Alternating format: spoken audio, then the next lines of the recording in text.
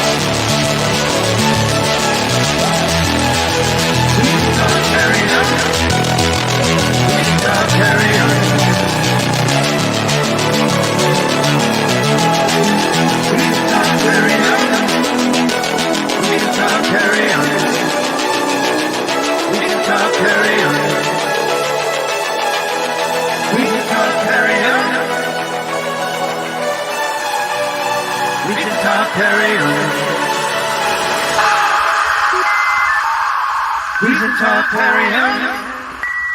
Recent Tartarians.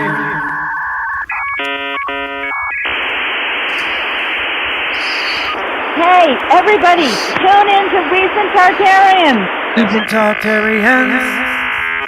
Recent Tartarians.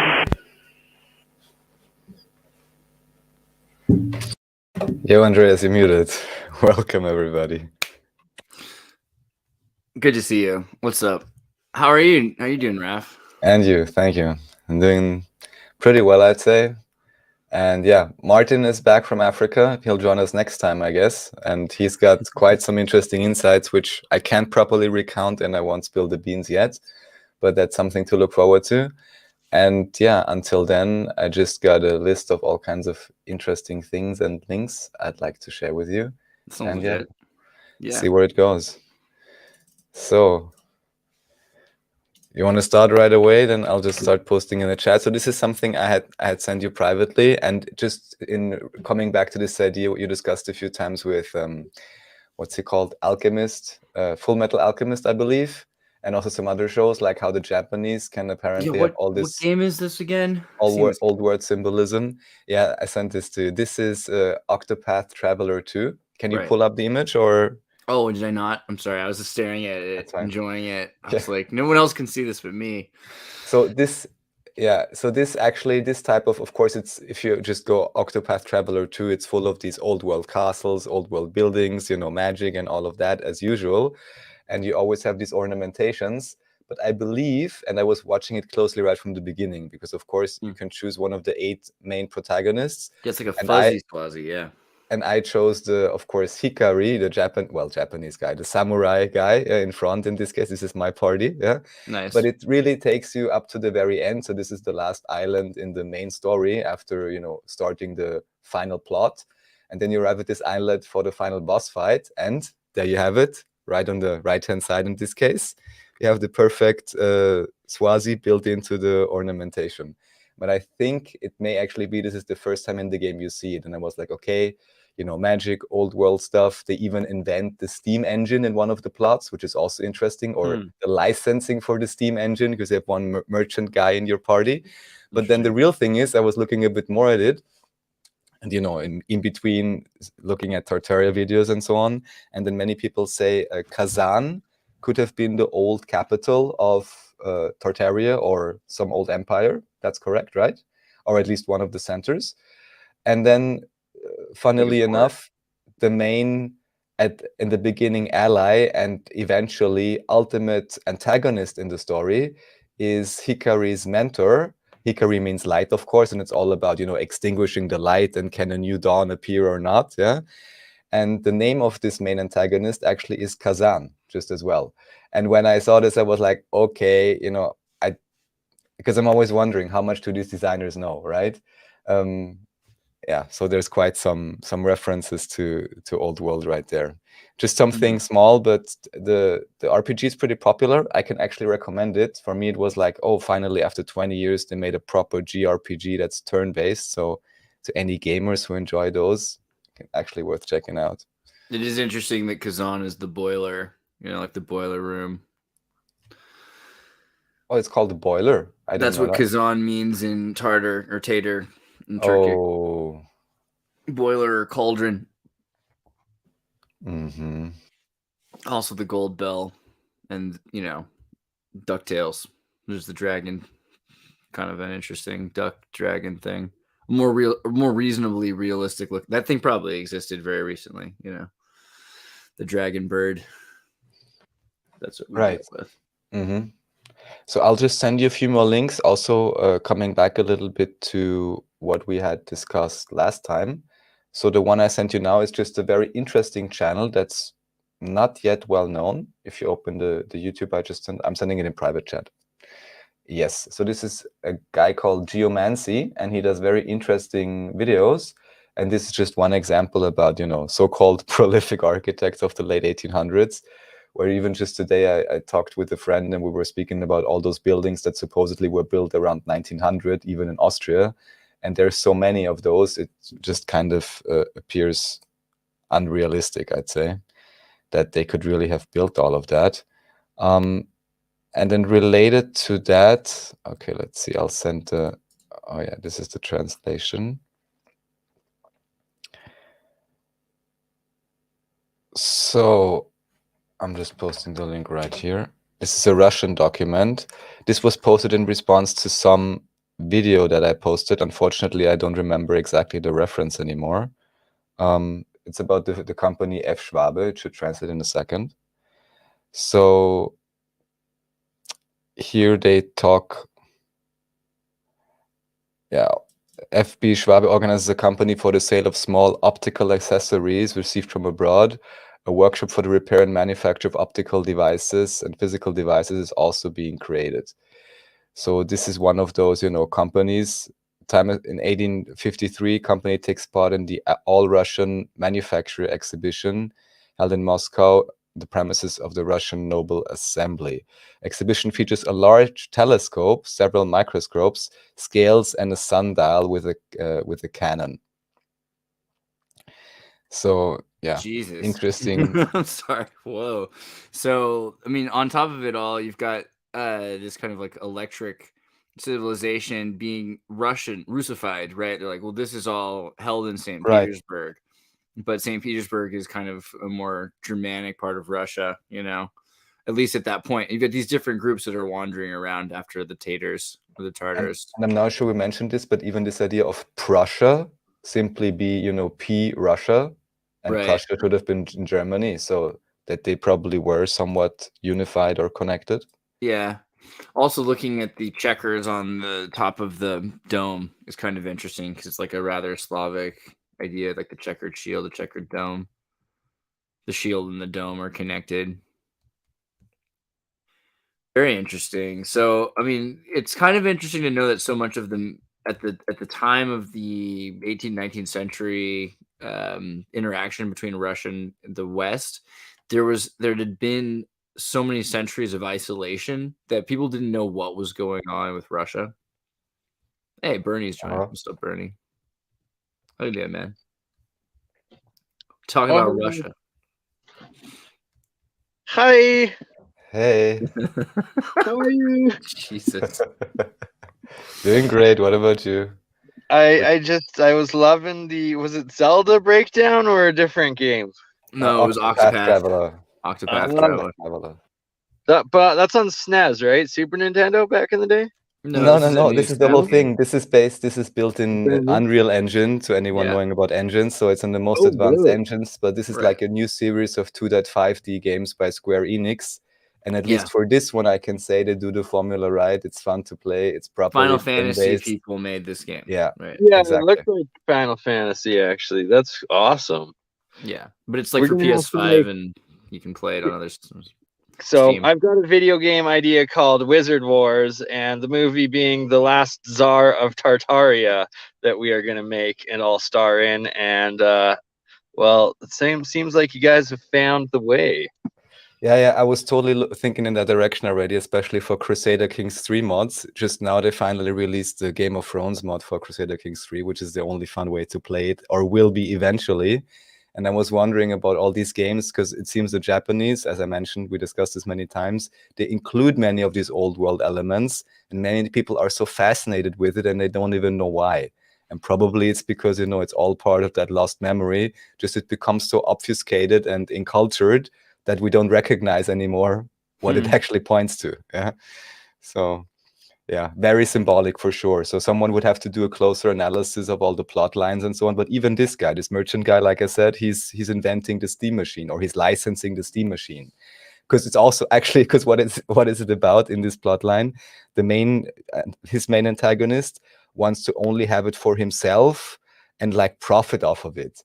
And then this guy is like, no, I want free trade. Everyone should participate in this. So yeah, fun. Sorry for derailing your chat. No, it's okay. Stuff, but guys. this game definitely deserves some investigation. So and then what I also have is, if you can open this next link, this is something related to what I had mentioned last time. So these railings. So basically the how do you call it? Ironworks, basically. And formerly in the National Archives, I found proper drawings. Now I couldn't find them again. I'm not sure why. But this is the company, Albert Milde. And they did all those drawings in 1850 or something for the ironworks, which are still displayed up to today, whether it's the royal stuff or even some more mundane stuff. So this would also certainly be something to look into. Even, I don't know, did they put them in at that point because they needed some ironworks to grab onto or something, or to maybe obfuscate, maybe upgrade buildings? Oh, the I- family tree. I don't exactly know, but they are one of those, let's say builders of the newer civilization and the newer tech.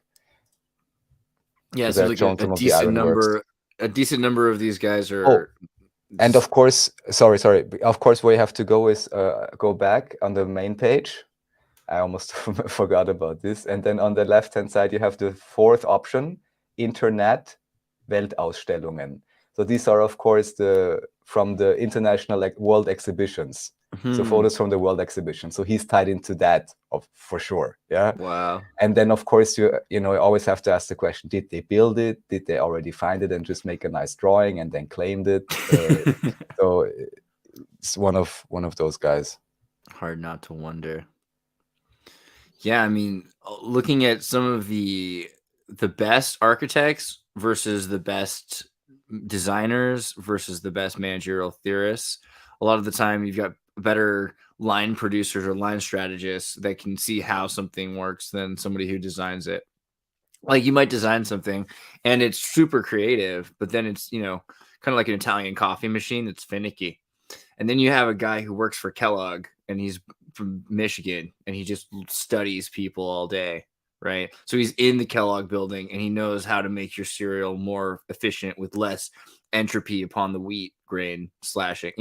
That's a different kind of guy than an inventor. Like an engineer, an inventor, an artist are different. He's not an artist. He's an engineer. So I feel like you're looking at two different things when you see like the artists that come in and explain away what they're looking at and say, oh, we should add some facades to it. I could be wrong, but that's what I've noticed a lot about like the giant fireplaces or like the mantles or some of these archways and everything, that they have the symbolism, but it's so built into practical technology still. Like these could be antennas. And I was gonna say really quickly, is that weird, or can you compare that to 5G trees? This doesn't seem that different to me than what we do now with these like 5G trees. Like, except that this is lame, That is lame. but this is kind of similar. Yeah. Yes, before you change that picture again, that one right there, the big arch in the middle and then the two side arches, it seems to be that all of those are actually built in alignment where the main arch is for the solstice or the equinoxes, and then the side arches are for the solstices each year, and that they're all built in this astrological alignments. Right, and I think that's also is this the help translate for me? Is this because I think that's like a botanical garden, or is that the rotunda? It's the rotunda. Yeah, rotunda. Yeah, it says Yeah. rotunda. I'm not even sure if this building still stands because up to this day we have something called the Butterfly House in Zoo Schönbrunn, so in Schönbrunn, and we even technically, I think, have the largest Tartarian castle actually. I don't want to try to Schönbrunn spell Castle. Schönbrunn. How do I spell Yes, it? I did yes. it. I did it okay. I was almost there. Yeah, it seems good. No, seems good. Yeah, look at this. All right. Look at, I mean, now it's showing the butterflies, but you have inside the dome, the Viennese dome of butterflies. That's pretty cool. But you have to see it from the outside to really see what it is. Yeah, but I gotta see it from the inside to see what it's like. Also, oh my god, these butterflies are eating apples. This is crazy. Wow, they're just like, they look like cat eyes. This is why we have the uncanny valley, because they were worried about butterflies that could fake having a human face biologically. Amazing. Okay, so butterfly Schönbrunn. I definitely didn't spell it right. There's no way that's how it's that's what it is. Yeah, look at this. I think I've been here before at some point. Beautiful. There's also like, there you go, right? Yes. This is what we have. We have one of these in San Francisco as well. So they're all these kind of always the same kind of design. But this is interesting, like the glass wire rooms, because this is like from this period that everything is connects or Tinker Toys, like assemblable, like the Paris Tower. What's it called? Eiffel Tower. Eiffel Tower. The Eiffel Tower. I mean, they're the mass manufactured bridges that were made out of. You design it really small and then you replicate scale, right? So you build a little tiny thing, make sure that it works, and then reproduce every part rather largely. So that part I can imagine. I can imagine that was built. And just because someone's mentioning chi building, and I know, Bernie, you've made many shows about atmospheric electricity. I just tuned into one of the last ones, and just now I was contacted that supposedly, and I'll check it out closer, there's a guy building like an atmospheric energy device to power your home. And the thing is, usually, you have those, and then it's like, yeah, sure, it's $20,000, and I heard what one of those devices, like a magnetomotor, it was like 20K or more, and it even had like a GPS tracker in it to like region lock it or something crazy like this. So those things exist, but this guy is selling a device supposedly for like $300. So I'm definitely going to check it out and see if there's anything behind it.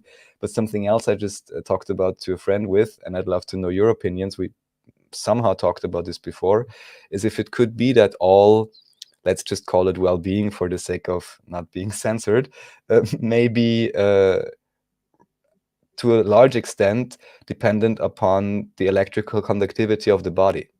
So like how able your own body is, whether it's through minerals that are conductive, through different liquids and so on, to just conduct electricity so that the electrical system within the body is functioning properly. And that would be the requirement for being in a high energy state, being healthy and being happy. And then you look at those buildings, many of them the old ones seem to strengthen that or further that. And all of the new stuff we build is distorting that, I would say, and many of the frequencies we use. What do you think? Bernie, I can't hear you if you want to talk. You're muted, Bernie. Oh, yeah, sorry. I was just talking to Amber. But no, what you're saying is absolutely true. And Dan Winter actually goes quite into detail about how the current metal and glass buildings don't work and destroy the energy fields of the body, where the old ones don't. Oh, okay. Dan Winters, I forget which one his first YouTube. one.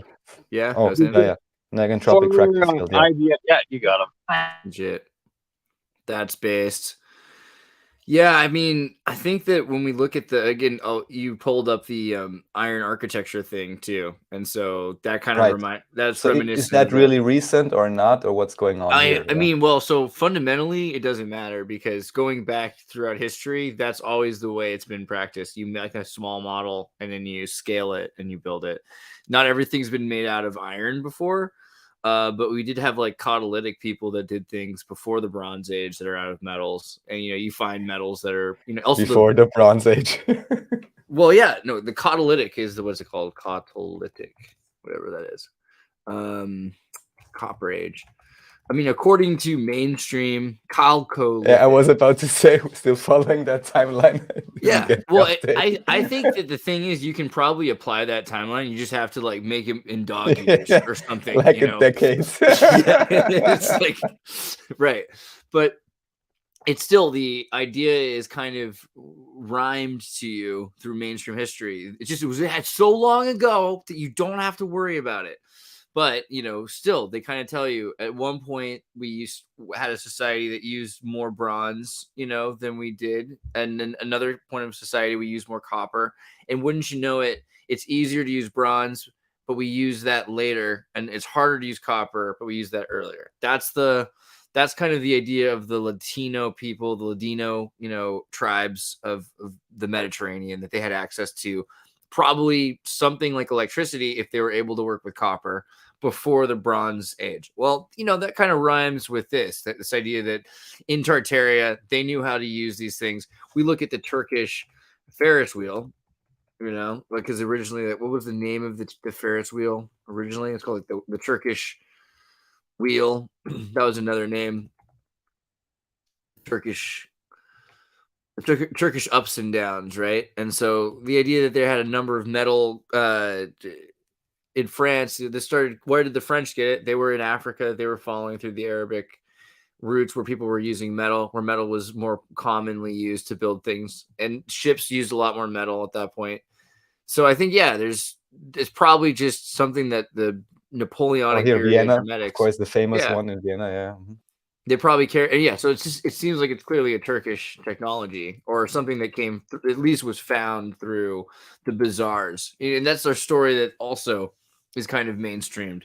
That people found the camera obscura at a Turkish bazaar. Like of course all this stuff existed at one point or another, but somebody bought a boombox at a bazaar in the 1600s. And they're like, wow, look what they had back then, or a book about Ferris wheels, a book about architecture, a book about robot designs from India, whatever.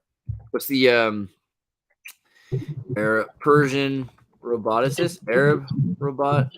Automaton, they would call it back Yeah. then, right? Yeah, Ishmael Yeah, al-Jazari. were they called automatons or automatons? Ottoman, or the Ottomanatons. Ottomanatons. Pretty much. So, but you've seen the elephant clock of Jazari, and there's a number of other designs he did. So somebody says, okay, we find a book like this, and then we start building that stuff in France, or in, maybe even better, you're in Austria and or Prussia, or again, the Ottoman Empire. And so the Ottomans decide they need some of this stuff. They need a Nileometer or something to know about flood zones. And you're like, why is there a Nileometer in Austria? Well, because there were Arabs, or at least somebody who had access to Arab books and had been hired to do some sort of architecture for the military. So that it spreads. It seems I think that tracks. Yeah. But the copper period thing is interesting because the idea that we infer there was kind of a reduction or a degenerate, like a de-evolution of civilization, right? Like we were better off, we lost some technology and we moved on from there. That's kind of it's kind of like there must have been a plague period or something like that. So it talks about an earlier reset. I agree, right? Also, could some of the older copper tools have like eroded, or like, I guess there was the ocean rise, saltwater erodes copper as well, and could that be what happened to some of the tools at a certain time period? I like the idea that the landmass are turtles more and more. I was listening to Discworld a while ago. Terry Pratchett. Terry Pratchett's based, dude. So this guy also, he lost his mind as he got older. So as he did, he was writing the last of his ideas. He had like dozens of books, and they start out really coherent, and they end actually really, really coherent because he has people helping him finish his last couple books. But there's a couple there in the middle there that are just out of control, and they're also just, I can't believe he got away with that. But did he? Because he's dead. And one of them is he's talking. I mean, all of them, they're talking about how you're living on the Discworld, but part of it, there's one that talks about like myths and legends. More specifically, it's not really a story, it's more like a deep dive into, and the idea that the islands, the masses of continents that are moving, they themselves are turtles, is kind of, or some kind of living thing, like living continents, something. Yeah, these things are moving around. Maybe there's some more to it. Maybe there's something more to this, right? Exactly. And some people have said it, and then we just said, okay, that's kind of crazy, or it's a bit woo. But where's the level of truth to it? Because these things are moving. There's things living in them. At what point do we call humanity a thing? At what point do we call the organisms that are making up the soil a thing? And is there something underneath that? And what do we refer to that as? So if these are the moving masses of compost on the back of a turtle or the back of a living thing, that explains also whatever that is, whether it's turtles or not, and that's just the metaphor, but just the idea that these things are moving around and that sometimes they go underwater. Like how long can they go underwater for and then go back up for? So the moving of continents, The raising and lowering of the head to breathe, possibly. right? I mean, Titan is definitely a more reasonable term. I wonder why they do. What's like the Vedic turtle myth again? The Vedic turtle. Kurma is the second avatar of the Hindu preserver deity Vishnu, originated in the Vedic literature. Check that out. Oh, yeah. Turtle power. That's pretty sweet. And you can't help but notice Kermetics, something like that. I feel like there's something to that, like the wise turtle. So just because I spoke about this guy with the device, I dropped the link just so everyone can check him out and see if there's anything to it. This guy's name is Wilhelm Mohorn. Maybe we'll even bring him on. I'll get more information on it, but he'll have a presentation soon in Vienna. And then maybe you guys can pick his brain and we can find out, what exactly is going on. Yeah, let's check out some of his article here. So does he show off his, and this is the guy who makes the machine that's like $300 electricity or what? Well, supposedly, maybe that's unofficial or something. I don't know. But at least here, what they talk about in this article apparently is desiccating the walls through room energy. And even for some reason, I don't know if it was from him, but I think I even actually already had heard about such a technique sometime earlier. But here it's mainly about how to get the humidity out of the walls through what is called room energy. And it's in an article. So, That's interesting. I like it. But he also is looking at energy in all sorts of ways. That's pretty cool. So, and then also relating back to the whole energy conductivity thing, I sent one more YouTube link. This was a super awesome interview. Oh, this is still his website. But here, who do we have here? We have autodidactic Campbell with Cam looks so serious right here. We've got an upcoming one. Campbell's got booked for the three of us. Super looking forward to that. This guy is a legend and the foremost pyramid scientist and researcher in the world, pretty much. It's awesome. So I actually was there in 2019, I think. So I checked out the tunnels and spoke with a guide. And aside from the fact that just the environment there is it's super nice, like the whole area, it kind of makes you feel good, or at least for me. But what you can really tell is when you're inside the tunnels, it's like super easy to breathe. And this would again go back to the idea of the human body as an electric system, because according to what Dr. Sam said in this interview, all kinds of people get all kinds of benefits and miraculous changes in their body just because there is such a high negative ion concentration within the air inside of those tunnels. And this again would, like I said, go back to this idea that ultimately it's really about the voltage within your body, about electrical conductivity and availability for electrical processes to occur properly. And then, people seem to get healthy. And I really like his approach, that he's invited all kinds of different types of scientists, and of course is not well liked by the Egyptology class because it really smashes their timeline. And this light ray you have out of top, I had even forgotten about this in the meantime, is that he says supposedly there's some kind of a scalar wave coming out of the top of the pyramid, which he even measured. It seems to track along with the sun somewhat. This kind of reminded me of these Tesla balls, where you have this lightning and it's kind of zipping around, but in this case it would be bending towards the sun, right? And the scalar wave technology is also something supposedly used in the Tesla-Lakhovsky multi-wave oscillators or Royal Rife machines and all of that. From what I understand, they also usually use scalar wave. So this is, of course, highly interesting. We would probably have to measure those inside of old world buildings too or something. There's probably something to it. And it would also speak to this idea that we have switched in around 1900 with the whole industrialization and electrification, probably to the worst possible electrical transmission systems available that are wasteful, that are harmful to the body, and that are just super non-effective and inefficient. And all the efficient ones, including scalar wave, which from what I understand would include the possibility of energy transfer, maybe even lossless information transfer and so on. And this is the part that's been hidden, and we've only been given the belly side of all those technologies. But they were heralded as, oh, now finally we have electricity, right? Or whatever it is. So that's how it appears to me. Right. We have these ideas of what is normal. It's interesting looking at the electric trolley systems that were in all these cities at one point, because you have to imagine you get a system of, let's go back to like 1800s or the system of these trolleys, wires everywhere. And I was thinking about it the other day because in the original Super Mario Brothers movie, all the cars still work off the electric trolley system.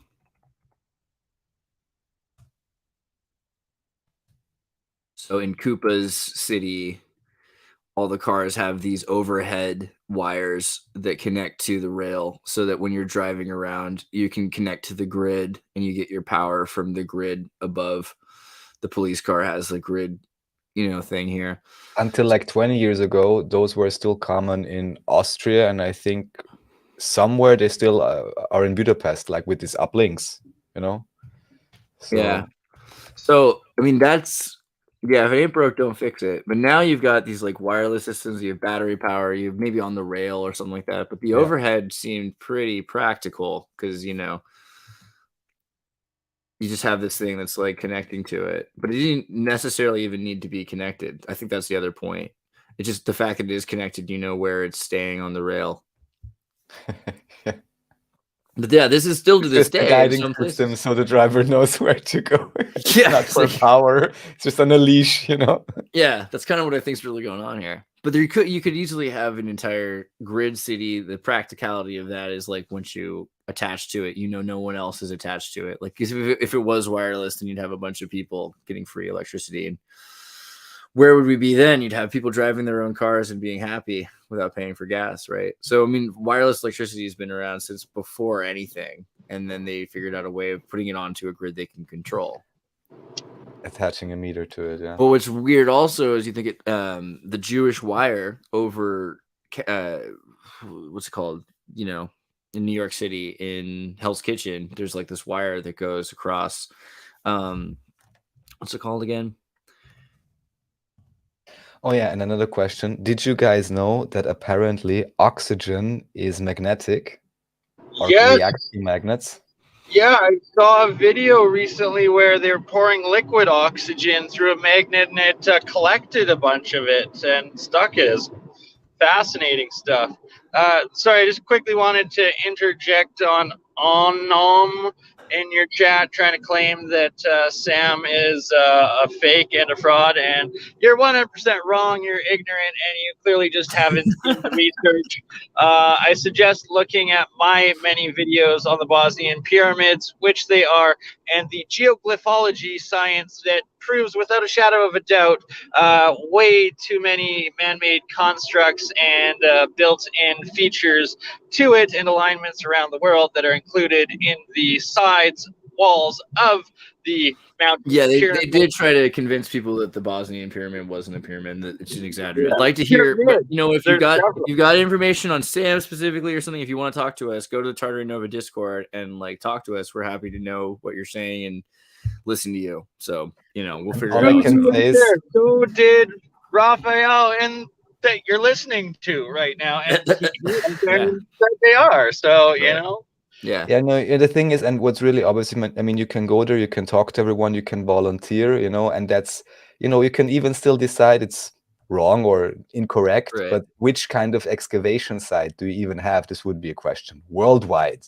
where you can really go yourself, check everything out, and people are happy to have you see everything, and it's not hidden behind 20 arcane scriptures and 30 doctorates.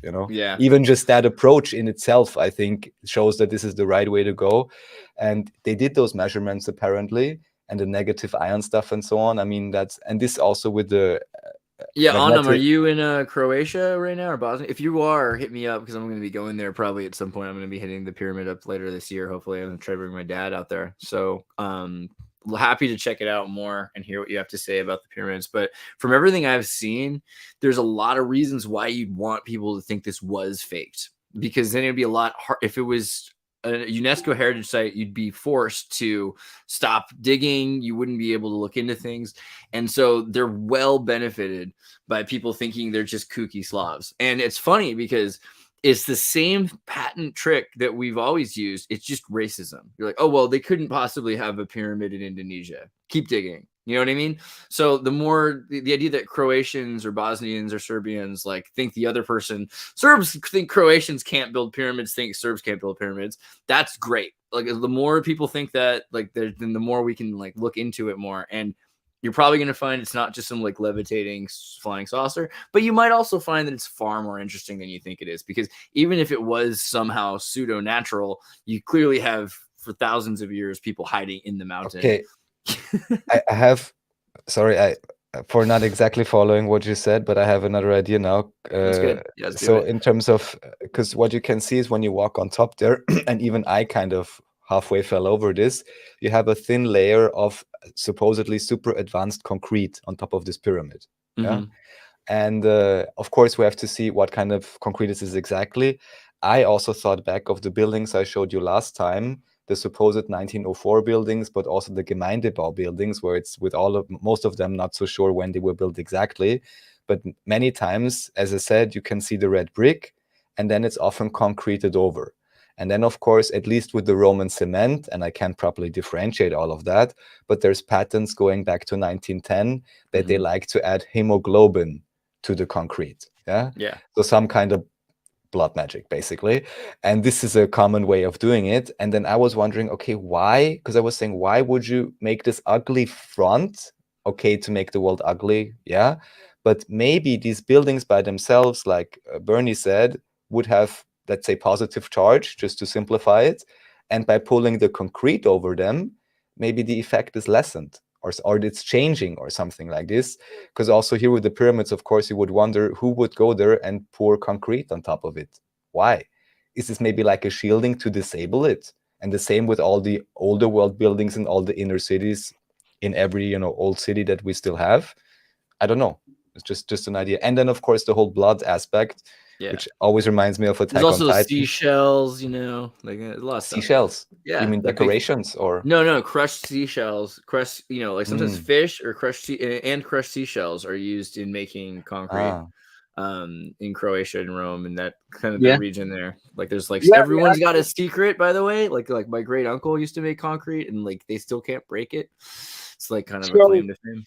One part that they just discovered with Roman concrete, they before thought it was like mistakes, that there were these chunks of shelled limestone within it, but in fact they've now found that that's actually a method of self healing, self repairing in and that there's concrete. kinds of crystal in, it would then create the chemical reaction again within it and create that geopolymer bond that makes this Roman concrete so strong. There's a kind of crystal in it. So my great uncle would go to like the harbor at night because he didn't want people to see what he was doing, and he would grab like out of the backs of restaurants when he got to California, or out of the back of like Fisher harbors, like all these shells that were emptied that people had already eaten from and things like that, because he moved inland. And like he would just take tons and tons of seashells and he would crush them up and you put them into the concrete. And that's a major part of it because it has something in it, like a mineral that starts to grow crystal. So then it starts to, as it starts, and there's like a heat you have to do too, but there's a chemical that makes it hotter.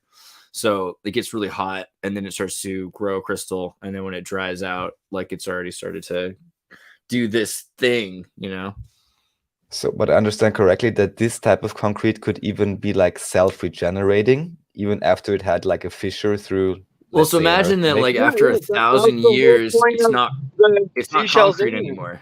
After a certain point, it's crystal. You know what I mean? It's because quartz crystal can grow in it or something like that. Any kind of crystal can help hold the bond together as well. So it can replace the natural material that starts to wear down is replaced with fossilized and splintering out crystal. Yeah, and that it's a chemical reaction forming the bonds in it. It's not just like setting through sedimentation like our normal shitty concrete today. It's like a geopolymer chemical bond reaction that is on a atomic chemical compound level, forming these much physical. There's a physical reaction that occurs. But this type of concrete would be the one with the hemoglobin in it. Yeah, but also it has seashells. Sure, but I'm just wondering, like, what is the energy or magic or the field you have to put into it that it actually works? Whether it's maybe about the combination of it. I think that a part of it might be energy, but just on a very practical level, just blood itself has crystals. So there's whole life Yeah, is yeah, like but learning it. like with stuff like blood and so on, I always see this even stronger connection to like a higher order organizing field, let's say. So that's why Right. I'm wondering, maybe it's important to put that in to like create a certain field, and then in addition with the resources or the seashells, it can organize itself. And then of course I'm thinking of Stellium 7 Yeah. and the whole idea that, the crystals and so on anyhow are fossilized giant blood, for lack of a better term. So I'm like, what? I think that's You the know? thing, is that blood is really practical because a lot of things live and die. And so what do you do with them? And then so if you mash your leftover animal into something and you mix it into something else, you're going to eventually get to a point where you're not eating what's left over if possible. That'll be used as something more practical. Like, you're wearing furs or something like that. And eventually you're mixing the blood into your, fertilizer, right? Have you seen Hemo the Magnificent, which is on the Exertus channel? But the Frank Capra Wonders of Life series, probably my favorite. Hey, look, see, Andreas Exertus is the one that DuckDuckGo finds. Nice. For the life of the flesh is Yes, in the blood, yes, Leviticus exactly. 17, right? And this is a good one because it's got the voice of Winnie the Pooh here. Like, oh, I don't know. But they're trying to figure out if they can convince people blood's not so terrifying. And they're going to do this whole cool thing about blood. And then all the animals in the forest meet with Hemo, the Magnificent. And Hemo's like, no, humans can't tell my story. My story is a story of love and of song. That is the story of the blood, the blood that's in the life, and everything. And humans, they think that blood is this like disgusting, horrible thing, And he's like, no, dude, like humans used to use blood to sacrifice because of the value of blood. Humans to this day still value it goes into like the blood of Christ and everything. It's like, don't worry, we still get the value of blood. We're on the level. And he's like, really? Tell me about it. He just goes into this whole thing about how blood is, what is blood? Blood is life. Blood is seawater. The value of how long, we've been putting blood into our soil, when the ancients were learning about the values of blood, tinkering with weird concoctions made of blood to feed the, the sick, right? So, Well, here we also go back to your David Ewing Jr. letting, interview, about blood as medicine. yeah. And it's, old injected young hemoglobin. We all know this story. So imagine you take young blood and you put it into old people.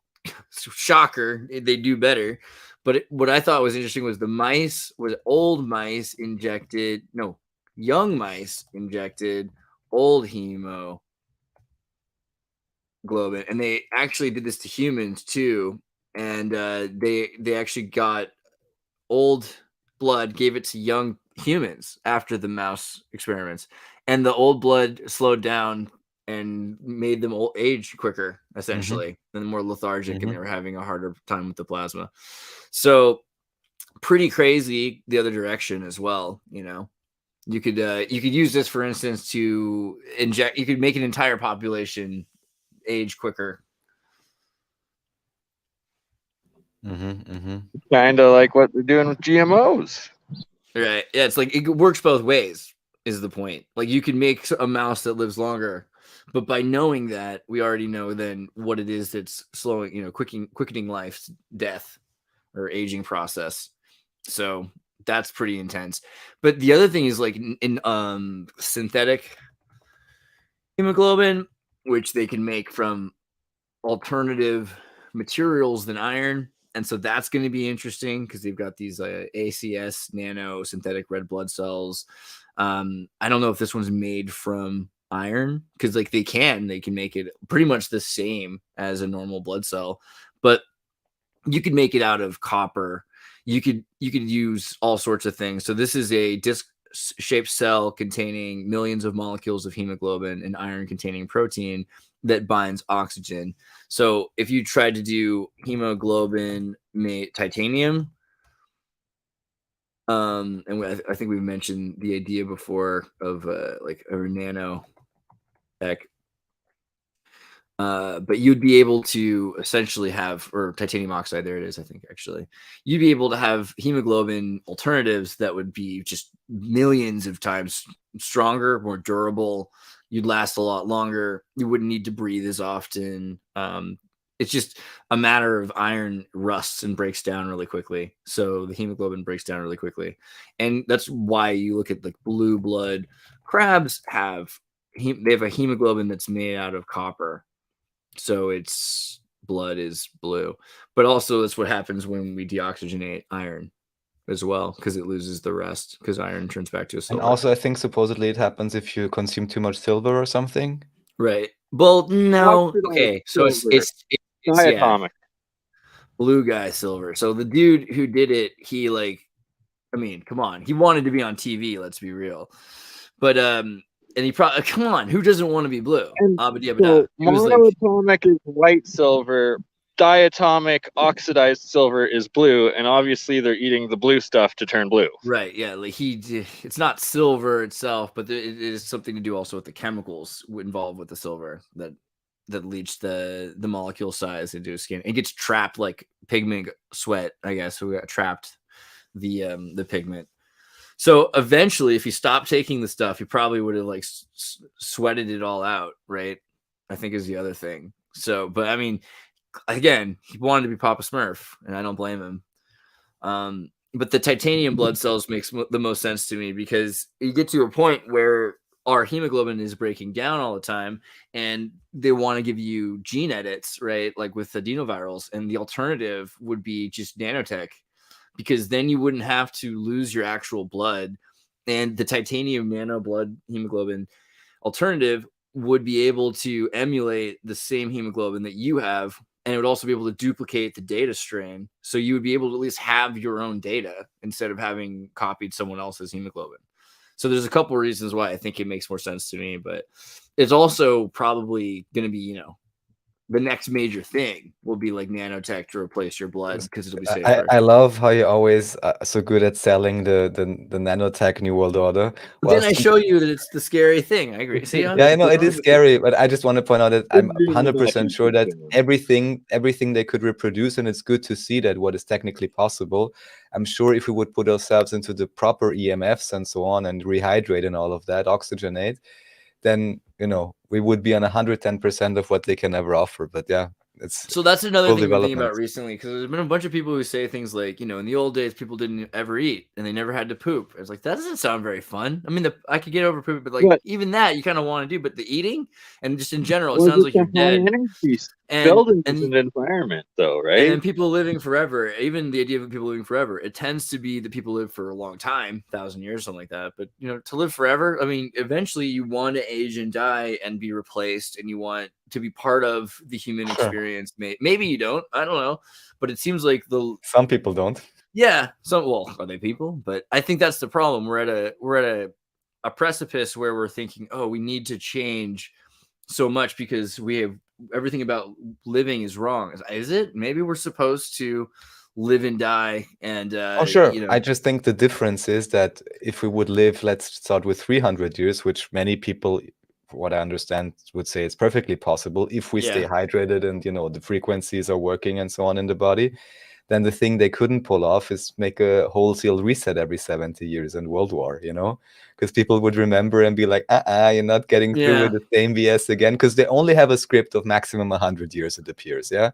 Last pandemic was in 1920. I mean, for real. Yeah. So if people would live longer, they'd be like, oh, I'm sorry, my son, I remember it was only 90 years ago. They pulled exactly the same BS, so. Very good point, Raphael. And sorry, guys.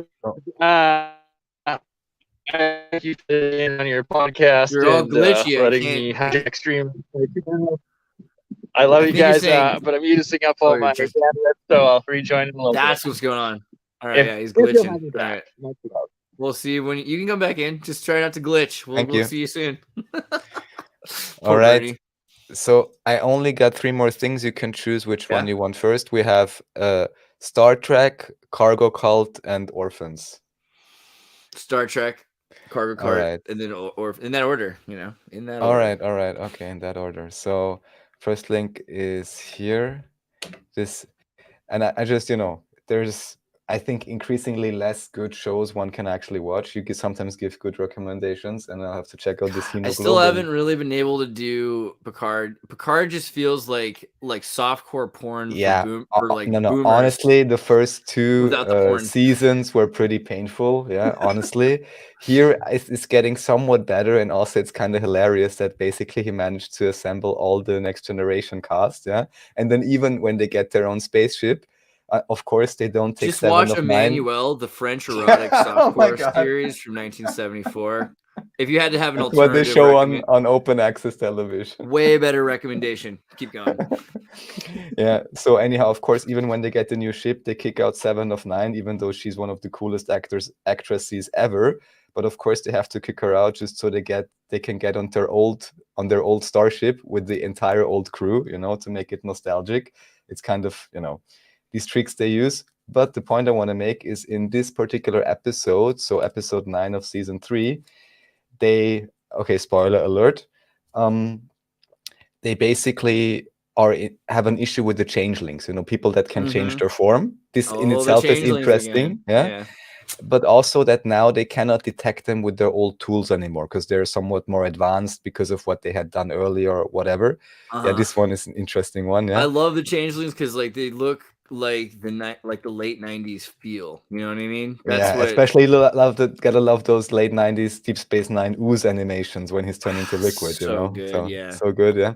But the point I want to make is here they eventually, again spoiler alert, discover that the changelings managed to infiltrate Starfleet. And now pay close attention, and anyone remembering what happened the last 3 years will catch what I'm saying right now. I'm just recounting the plot line. They managed to hack the transporter code. So anyone who would be transported through the teleportation anybody would be system, rushing around, if you will. Keep going. Yes. Would automatically, by that encoding they changed, receive a certain alteration in their DNA. Oh. And that's eventually also how they want to, now retake it or whatever. But basically, you want to get transported, you get your DNA changed. Everyone can figure it for themselves. And I'm not even saying this is exactly what's happening because it's still that's cool. Not exactly clear. I mean, it's horrible, but I'm glad they put that in was the like show. Interesting that they put this in the show. Kind of blatantly. Nuts. And the only question, of course, would be who are the changelings that are causing all of this? What is that alluding to? VBDC sent a 5. Thank you, Seth. We love you. Rossman say eat a little and live a long time and don't drink pipe water. Yeah, you should change your pipe water every day, probably several times a day if you're Euro about it. I know that's crazy, but do it. And then also Seth's videos are cool. Make sure you're watching VBDC. Shout out to Seth. Rad. Yeah, and speaking of pipe water, just briefly, as we spoke about this, so from what I understand, usually water that's going through pipes is highly pressurized, so it's highly clusterized, which means it's not very bioavailable. So that's why you want to use water filtration systems. You want to spin your water. You want to basically recreate its natural state, just as if it were flowing down a river, oxygenated, spinning, and so on. And then it's definitely higher quality water. Yeah, they make these cool little caps. I don't know where to recommend it right now, but you can get like this little, you can make it yourself too, which just, it goes between 2 bottles of water, like a sand dial or something. You know what I'm talking about? Like the sand dial. That's right. Yeah. So then the bottle will pour and it spirals right in the middle there. So all you need is this little centerpiece, and you can make that from 2 bottle caps and some tape and make the water spiral. So you can spiral your own water, which is pretty cheap to do. It's good for you to do. I recommend it. Picard, though, for me, it just also feels so pressured, that they just need to have, and also that girl's face. It just feels like, did she take HGH? I don't know, but I'll be okay. Yeah, all right. So next up, orphans. Yeah, this is something a friend brought up to my attention. This is about the so-called Schwabenkinder or Swabian children. Maybe you have to run it through translator. I'll do it, but I can already see where we're going with the Schwabenkinder. All right. So this is like a site commemorating the idea that here it says over 300 years there was some kind of migration. Children between ages 6 and 14 came from the Alpine region, migrated to Upper Swabia to find work. there during the summer and support their families. So they're not Or again, like, Swabians. They ended up in Swabia. Yeah. Brutal. And they were brought from Yeah. the Alpine region. That's So what David always says, is that, you know, they want to get people out of the Alpine regions or desert regions or whatever, bring them into the city, indoctrinate them. Yeah. Bring them into let the me- fold. come on, show me the. She wants me to go to the Alpines in Wyoming. That doesn't really seem like the same thing. I was trying to figure out like where's the Alps border? Not Well, it Switzerland, goes yeah. through Austria. It goes, I think, up to Switzerland. It goes through Yeah. Italy. Where'd it go? I'm trying here. Österreich. Okay. I think you have to say Alps. Or just zoom in. There it is, right in the middle. Yeah. No, see, look what happens when you do that. It's like, no, you're not allowed.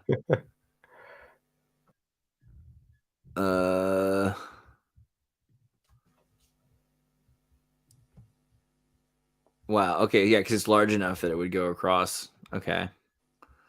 That's interesting because, yeah, I mean, as a mountain path goes too, because like the having control of the Alps has always been. Oh, I could tell you another interesting story just as we see this right now.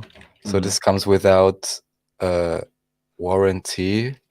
I'm sending you the image for a tunnel, and I'm telling you a story. So let's see.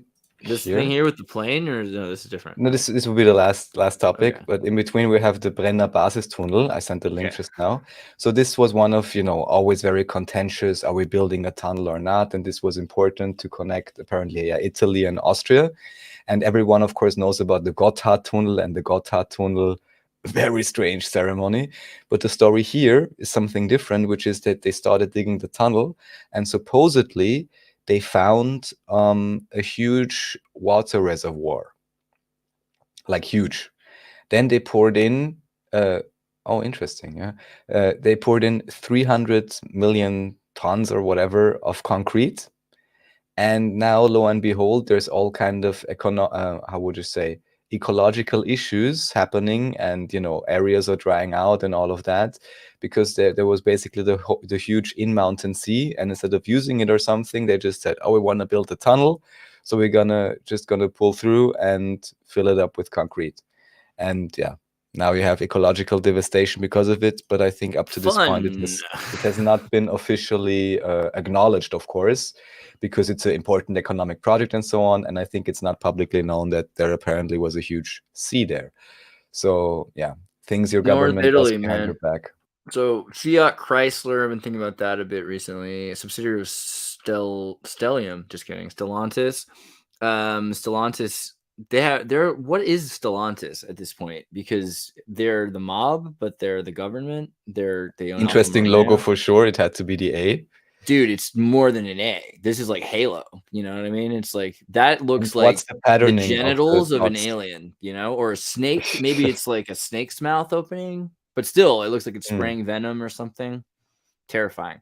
And they own big chunks of everything because they're an investment group. That's the legal jumbo, they call it, right? They invest. So they're kind of, I mean, I don't want to compare them to BlackRock or Vanguard because they're more specifically proud of the fact that they are involved in cars, but they have lots of money in other things, right? Like Foxconn. They have money in all sorts of places. And in Mexico, they have a, you know, major factory, which is mostly robotic. Yeah, I mean, pretty interesting group of financiers who also are involved in, they were involved in Russia, which I don't know how that's going anymore, but they had some involvement with the Lada. Although I think Putin has pushed the Lada into being like a fully government controlled vehicle. But so having these tunnels between Italy and Austria, I mean, it's also kind of important to remember that part of Italy is in Italy. Maps, right? Italy stole Austria, Germany. So after the war, World War II, they had a bunch of land, and then Right. the Italians were like, okay, we need our land back, and they're like, okay, well, give us the maps. So the Italians drew these maps and said, these are the maps we used to have. Like, these aren't the real maps, but how do you prove it? So now there's big chunks of Italy where they speak German. They speak Yeah, like a I want to weird. say, so this is actually, I mean, as an Austrian, this is perfectly well known. And even, I'm not sure if they still do it today, but on many news shows, or at least back in the day when they were showing the weather maps, they were showing it for Austria. And then also always for, it's called Southern Tyrol. Yeah, I Right. believe. Or no, I'm sorry, That's I believe it. that's actually, but South isn't Tyrol. that, no, oh yeah, it's autonomous. Yeah, it's Yeah. both. Yeah, right, it's correct. Yeah. Yeah. So, This and guy here, right yeah, here.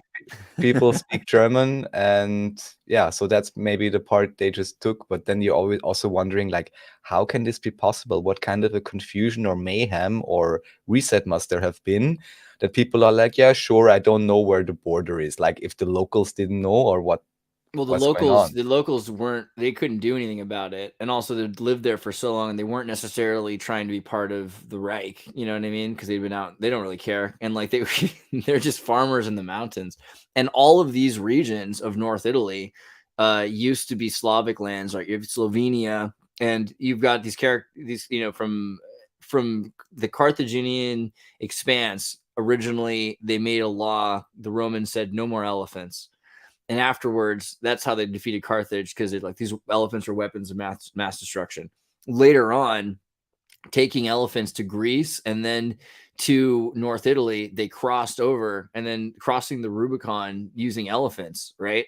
So the way that they took this land was to decimate the population, force everyone into conscription, mix up the locals, bring in more Roman population or Italian population or whomever were in charge of the area at the time, because a lot of the people there still are barbarian conscripted from Germany that were brought and were in charge.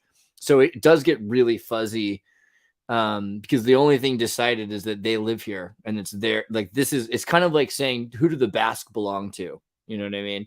The difference is the Basque were able to keep their own language, but even still, South Tyrol's German isn't the same as normal German. Like, it's different. Honestly, this is something I wonder about, because of course, I mean, Germany is very big, so it makes sense. You have a northern dialect, southern, and so on. But even in Austria, almost, or every county basically has their own dialect. And here I'm also wondering how, if it was a reset language, how could they make it so specific, or why would they introduce all these dialects? It's because if you go from like the easternmost part, let's say Vienna, to the westernmost part, which is Vorarlberg, close to Switzerland, I mean, I like the way they speak and you can understand them. But you could also be like, it's really different. And this is even supposedly the same state. And even in school, supposedly we learn the same standardized version of the language. But still, you get such heavy local dialects for, let's say, maybe only 500,000 people each, because the counties aren't much larger than that. Yeah, maybe 1 million. So it sucks like, when I what is try to this? like talk to anybody in Austria, because I have no idea what they're saying. And like, as soon as you get like 20, 30 miles away from Wien or Salzburg, you're like, holy guacamole, this Exactly. is next level stuff going Yeah. on here. But they can speak English, so not everybody, but a lot of people can. Yeah.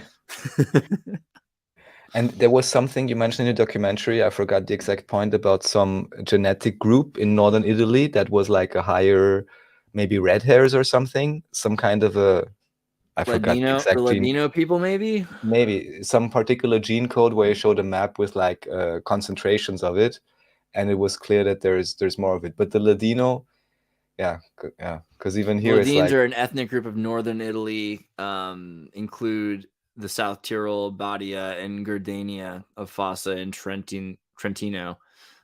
So up in the north there, and then they're in the center of South Tyrol, right by a place called Fascia. go figure. But that's because they were collected. See, this is the same kind of fascia as the Confederacy of Switzerland, right? So they have the same kind of vibe. They're like, yeah, but we're a smaller collective. And so we get together when we need to if there's an invasion, which, see how that worked out, But they are their own people, right? Swiss Romanche also. That's the other thing. There's gypsies, right? I mean, Rome, I honestly don't know if that language is related to Romanes, what most of them speak today.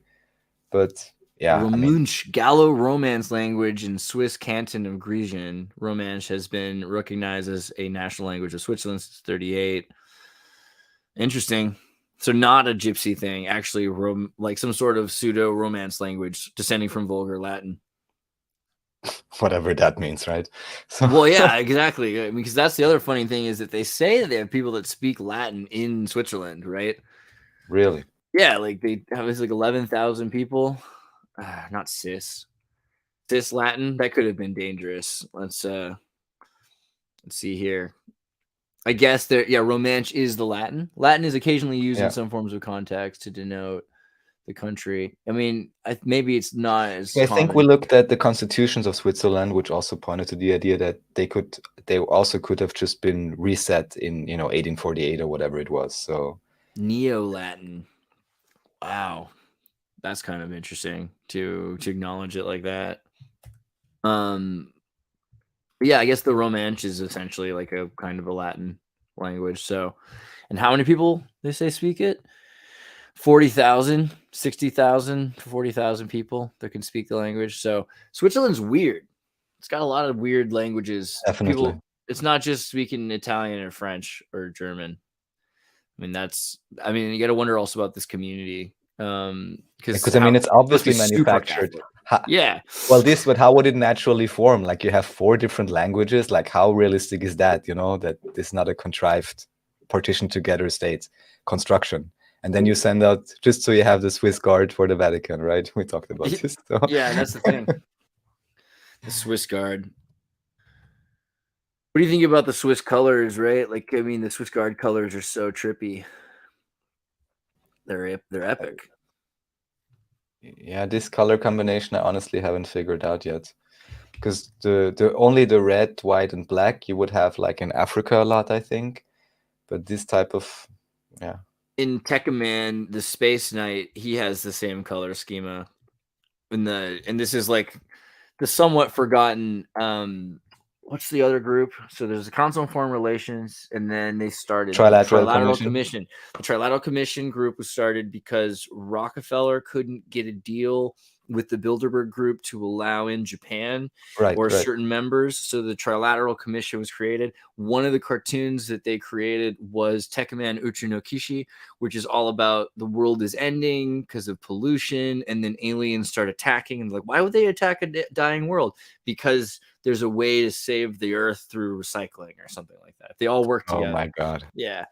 Something crazy. They all work together. Yeah, that's for sure. And it's all about it's this a big club. Yeah, you ain't in it. So much. But yeah, he's got to like guard the planet with his Swiss Guard, outfit in space. He's a Swiss knife. Yeah, it's kind of interesting. The Swiss knife in space. And he has a Triskelion on his forehead. Mm-hmm. It's a pretty, he has got he does. He has a Triskelion, which he can throw, I'm pretty sure also. But I mean, pretty great. Pretty much the best cartoon that the Trilateral Commission made that I can think of. And it uses the same color schema. Do they say anywhere like red, yellow, blue, Swiss color significance? Let's find out if there's somewhere I can find it. How to use the power of color. That's how useful search engines have become. Oh God, yeah. Swiss. We can do this a better Where's way. the AI? Yeah, it's true. Edge. We'll open up Edge. We'll ask Edge what it says. And we're still going to get to the what's it called? The cargo cult. The cargo cult. Okay. Bing. Good to see you. Long time no see. What is the significance of the color scheme for the Swiss Guard? Red, yellow, and blue. Come on, Bing. Shake it up. See what we get. This is kind of like using a Ouija board. The uniform of the Swiss Guard, the Vatican's official army, is among the recognized blah, blah, blah, eye-catching, colorful, according to the website. Famous colors of blue, yellow, Medici family. Ooh. Red is what a for the joke. Medici family. And the blue and yellow is for the Della Rovere family of Julius II. The Pope first organized the Swiss Guard. No, that's a joke, but it's also serious. Think about it. They're like, so who's the guard? Specific families. specific families get to be the guards. It's like a caste system, right? And you're descendant of the original guards of the bank, the Oh Vatican yeah, Bank. but it's the Medici Code. I mean, even in official history, they are like it's like the Federal Reserve prototype, no? They're the gangsters, man. Netflix had that show, right? Like the Medici, you know. They're Dustin Hoffman. They were just mobsters that were trying to figure out how to get their kids to be priests and in power, you know, because they needed to stay in power. Like they arrived in power in a really powerful point in history, and they were in the right city to end up. You know, everyone was trying to take over the church the same way people were trying to take over the government. But I mean, to swear your allegiance to the Pope that you'll kill and die as an agent, like an assassin or something like that. And who was the other family they brought up? The Julius II, Della Rovere family. I never heard of those. Della Rovere of the Oak Tree, a noble family in Italy, humble origins in Savona, in Liguria. Oh yeah, and in northwest Italy along the coast. They built the Sistine Chapel, which is named for him. Of course they did. Wow.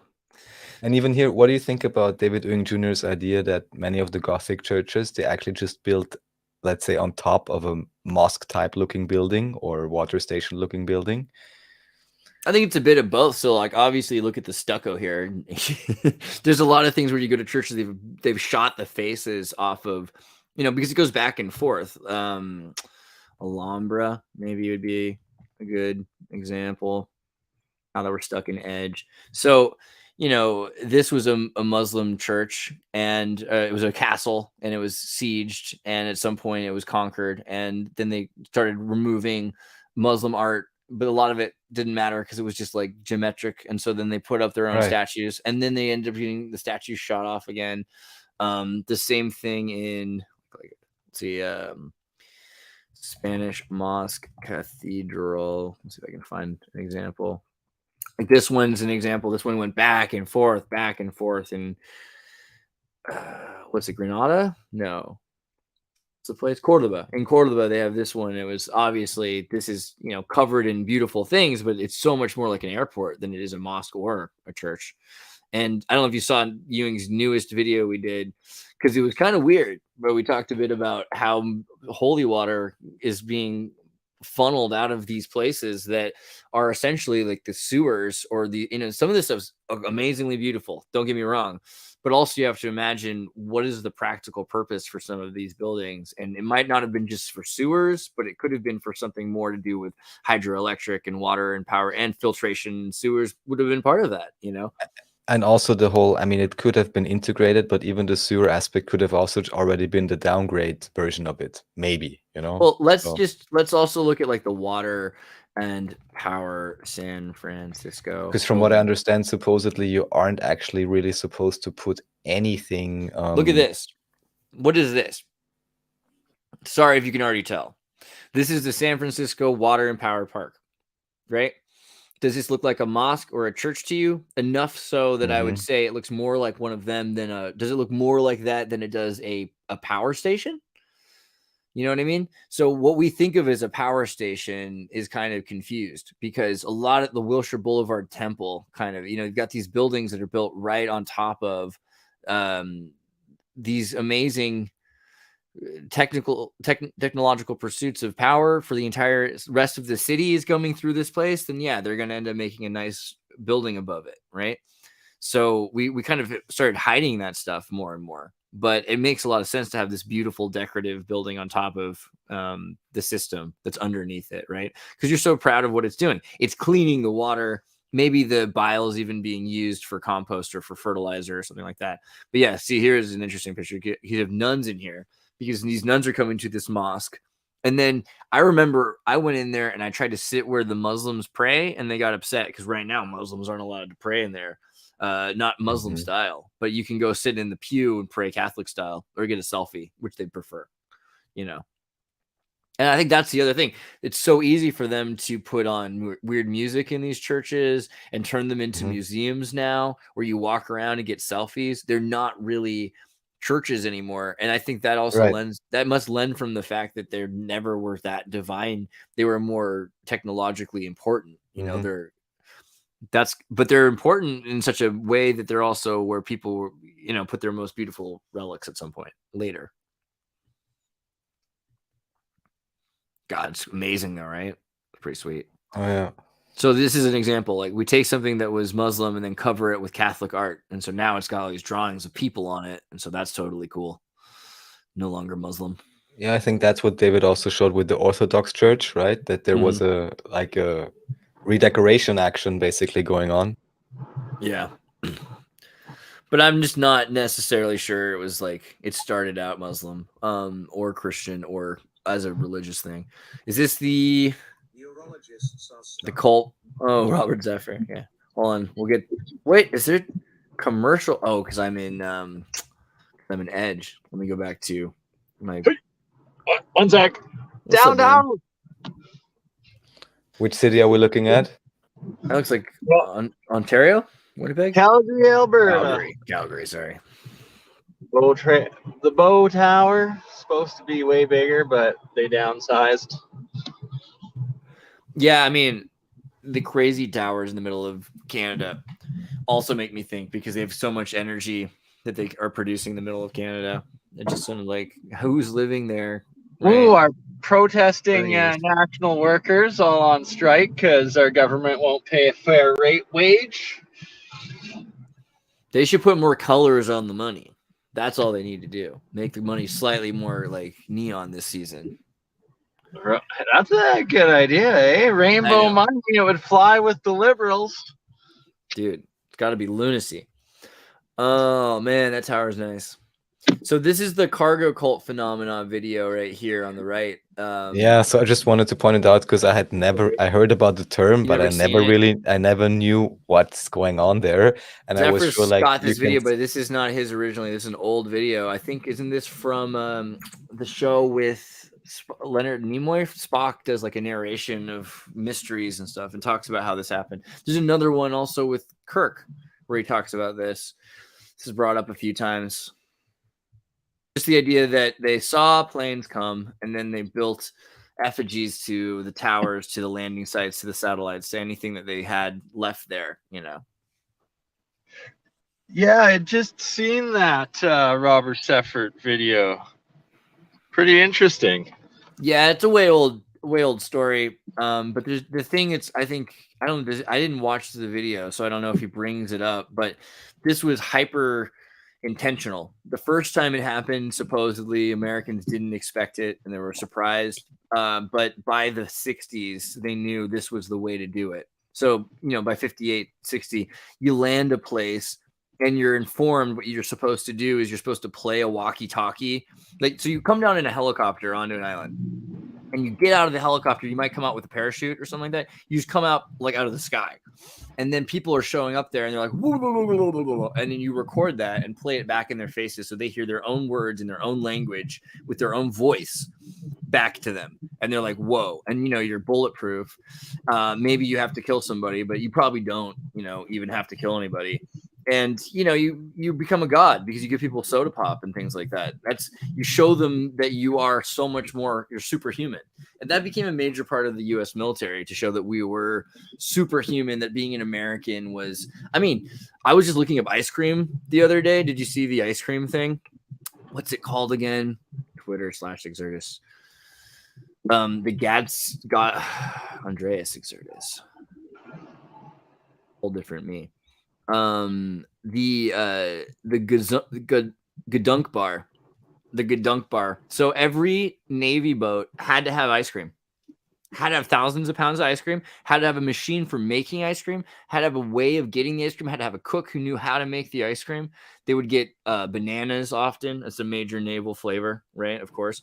And the reason was because they said, can you imagine a greater tonic to the body and to spirit than real ice cream served in the steaming jungles or in the hard-won beachheads? They found that morale was so improved by the idea of giving them soda pop and ice cream that the naval officers, you know, they would do anything and they would go anywhere, and they understood the importance of what they were doing on another level. because it was like being a conquistador versus the natives. It dehumanized the natives because they didn't have these experiences, and it constantly brought them back to their centered place, their ice cream, right? I mean, it was crazy essential, and there's all these documents back and forth in the Navy saying how important it is to morale, and all these graphs from managerial theory showing how that was going to be the thing that they needed that was going to win the war, whatever war it was. And they even had ice cream trucks that they built when they went to Normandy, which is kind of blows my mind. Like they didn't tell me about ice cream at Normandy. I did not know there was ice cream on D-Day. I don't know. That just seems crazy. Right? I never heard about that. And why don't we have banana ice cream today? Dude, because bananas went extinct, you know? That's why. Yeah, so I don't know, but Bernie, I'm sorry, Raph, you were talking about the idea of this, you know, that we're trained maybe to see these things coming from the sky, you know, the cargo cult phenomena. Well, here, so just, take it another meta layer. So here, even in the official documentary, they mentioned that, oh, and then James or whatever came and he said this, and oh yeah, and also James predicted that the white men will come back and build roads, and now we have proof this is correct. Basically, just to show how through slightly superior technology or just sleight of hand, you can indoctrinate a whole island. And Right. then, always take it meta perspective. Let's apply this to ourselves. What about, for example, the Roswell crashes? What about whatever other phenomena they put in front of us? And they can do exactly the same thing to the entire population or to everyone plugged into the matrix system, only because they don't understand that particular angle. And then you get the weirdest type of behavior out of the populace, just like shown in this example. And, just again, pointing out the meta that we may be in a similar position. So... Man behind the curtain. And then just because someone posted this, I tried to look it up. So I'm just sending you the link right now. I'm not sure if this is a translation error, but supposedly British media or different media reports that in Ukraine, 7 quote unquote giant British soldiers were killed. So, I'm not exactly sure what that means, if it just means soldiers of great strength, or if they're really talking about giants. I guess there's no proper pictures. Or a giant number of them, possibly, but 7 there giants. were pictures of these giant soldiers from back in the day, right? Like, there's pictures of these 8-9 feet giant soldiers, like all around the world, like right before World War II and like in World War I and before that. It's pretty nuts.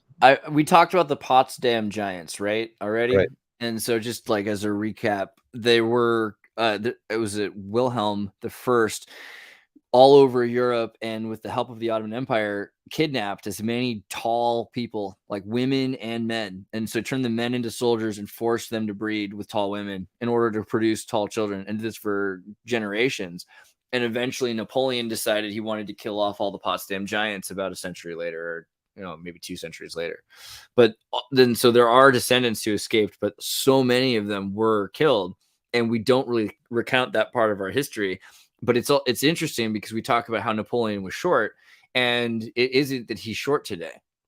So it's more interesting than ever to presuppose there were that many Potsdam Giants or that many tall people that were considered a threat for whatever reason, right? As well as considered a benefit to Wilhelm, who was trying to, reproduce them. Yeah, every time I gotta mention Attack on Titan, I'm sorry if it's boring someone, but this is really something to watch, both for the reset story and the giant and the buildings out of giants, Stellium 7 type ideas. Totally. And mental illness as usual. I mean, also I think of the, like George Bush and some of these super tall families that are in control today, and wonder, are they the descendants of Potsdam? Evil Fandango asks how tall. Some like 7'4", as tall as possible, the tallest they could get, tall enough that they would die young, taller than is normal today. At least over 6'6", I think, is the minimum. Like, it was very important. They had to be at least 2 meters. The original height required was at least 6'2", and then, the king was only 5'3". So for him, it was an important thing that he he had like a personal issue there, and he liked to keep them around. Like he liked to just watch the Potsdam Giants, like to just have them dressed up when he was depressed and have them brought in so he could see he had a bunch of tall giants, you know. But as time went when on, were they dissolved? In 17 something already, right? well, when the king died in 1806 at the 1740, end it says. there's 3,200, but it's 1806 they're supposedly disbanded, but they still existed, right? Because there's still these tall mercenary guys. There's like, for instance, James Kirkland, the Irish giant. He was 7'2". You know, there were giants, and there were people that were tall they were soldiers, and so the Irish ended up working for the Spanish because the Irish were controlled by the Spanish before that point. So they had mercenaries going to South America, and so there's a lot of tall. If you go to South America, you'll find Potsdam giant descendants that are in charge of parts of Argentina or Chile, and it's not like these people are all dead, you know. But there were a number of them that were killed off 100 years after they were disbanded, because so many of the descendants of the Potsdam giants were still, you know, military families, and then their kids would be, you know, hunted down essentially, which is kind of crazy. There was a group, an effort to try to kill these tall people. The Battle of Jena Auerstedt was fought October 6th on the Saale River. I think, yeah, this was like a pretty bad one. 48,000 strong, 96,000 men, 40,000 sent to the battle, 10,000 killed or wounded, 15,000 captured. Just gets worse from there, you know. And like they didn't want tall people to exist. The other thing was that they would be stretched on racks, you know, to make them taller. So some of these guys were tortured on both sides, and so there was no reason for them to really be loyal to anybody. So as many of them as did escape, which is why there still are descendants of Potsdam giants. Yeah, there we go. So yeah, there's only one last thing I had, which I recently checked out. It's more like, you know, one of these contentious topics, but let me just ask you in a simple way. What have you heard, or what do you think about Aretha Franklin? What do I think of Aretha Franklin? I respect her. Is that right? The right response to that. Maybe. So anyhow, I'm just watching one of those channels. I'm not even sure, because this guy literally got banned off of YouTube, I don't know, 100,000 times. He's on BitChute. I'll just send you the main channel. You don't have to, you know, go into the ECT. Yeah, that works. I was making sure. I was worried. I was like, is that the wrong person? No, it worked out. Yeah, that's correct. She makes me feel like a natural woman. No? Exactly. That's the point. And now, so either you can, so the channel, I just may name it. Oh, that's what the point is? Don't do this to me. Oh, I wasn't ready for the transvestigation of Aretha Franklin. This is always coming up. And even to me, I'm always like, is this serious? But ever since I saw this First Lady Boys compilation on Odyssey and looking at those old and new pictures, I was like, well, and then, you know, Barack Obama and so on. And then here, the example here is just a funeral, which on a channel called Mac Bitter Truth. This is to anyone who's wants to relax a bit and have fun about it, even though he's doing many hardcore things. He has like this Jamaican type voice. He's talking in a really funny way, I think, or entertaining, but also first you think like, is he talking in a strange way? He doesn't maybe appear so intellectual, and sometimes it may be using somewhat bad language. But if you try to get into what he's saying and understand, you can see that it really appears he has more points than even I would like to admit. Is that a flying vagina cloud? Oh, it's very possible. Ever since that candle, you know, all bets are off. Yeah. So he's oftentimes looking at different people and different stars, and then yeah, you just gotta wonder basically on this funeral video. So it's Aretha Franklin. One sec, I'm sending you the link. You can, you know, think what you will, but in the end, you see all these famous people, of course, lined up there, everyone tributing them, and you see her. If you just skip forward somewhere, then singing "You Make Me Feel Like a Natural Woman." And you see Barack Obama next to Michelle Obama. Oh no. And they go completely crazy when she sings that. And then, I mean, you gotta piece 2 and 2 together. I'm sorry. Could it just be that it meant a lot to Obama? but not necessarily the same thing to Aretha Franklin. But yeah, no, man, that's a weird song now. The way you say it, I don't know. I don't know what to say about that. Oh Oh, and yeah. Bill Clinton, of course, it's like Well, you know, everybody. the thing about me is I used to be a woman. God. It's like everyone's coming out Hello, to Bill. party. God, So this it's is sad. obvious that she's an important, cultural icon. And then, just got to think about everything they can officially do today with, hormone changes and all of that. And, just do that 50 years earlier and you get all these, yeah. I mean, And this then I picture wouldn't, always to me was like, I mean, so on one hand, like, who said this recently that Irish have two modes, like babyface and banshee or something? But on the other hand, growing up in Santa Cruz, knowing a lot of people that have transitioned, it's one of those things where it's like, on one hand, because you can't always tell, it's important to recognize that it's possible. But on the other hand, it's also kind of like, I mean, that would just add an interesting layer. At very least, make that movie where all the politicians are actors and they have to act like that hard. But the difference is also very strong because you look at somebody like, like so Michael Jackson or something like the Bill Gates. Castrato.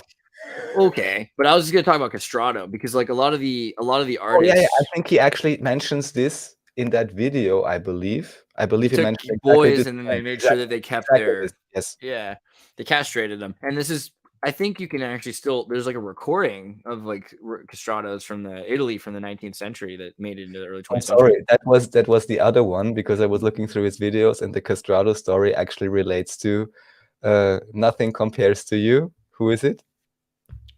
I think Nothing Compares to You. Sinead O'Connor. No, Whitney Houston. Oh, really? Yeah. And even for me, this is like something because I'm not against anyone doing that if they want, but it's like tricking entire generations to make that to be the top. Oh no, I have sorry, not her, not her.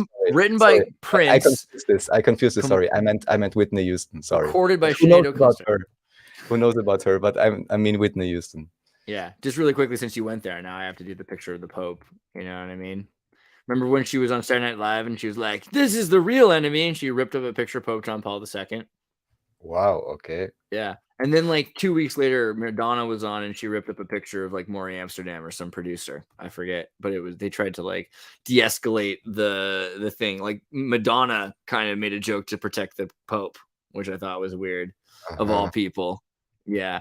Okay, so but Whitney Houston, you could have just said who does crack better than anybody or something, like make it easier. Yeah. So which is her song again? The most famous one. I Want to Dance with Somebody comes to mind. I don't know. Yeah, no, but basically what they pointed out in one of those videos, I'm not even sure. I think it wasn't on this channel, but also somewhere on Rumble where you have more of those type of videos. But just pointing out that the ability to hold certain tonality, seems so extremely amazing because we're not used to All the castratos. Man That I Need. Is that the one you're thinking of? All the Man That I Need? No, something with oh, I'll always love you. I will always love you. I will always love you. Yeah, okay. Yeah, I mean, I never took Whitney Houston for like a dude. I just figured that she did a lot of crack. But I mean, I don't know if you've seen what crack does to your face. Also. I know. But here the idea would be that, of course, as you get older, and you can somehow, I mean, there are all kinds of different ways how also a man can look really strange and so on. But it could then show some actual original biological gender more the more you age. And then, of course, it's just about having a certain type of perspective and knowing of certain techniques, how to put a corset, look at the, body hip ratio and so on. And again, I wouldn't even harp on this if this wasn't just a huge part of deception, basically, because if those people would declare themselves as such, I'd be like, okay, that's what it is.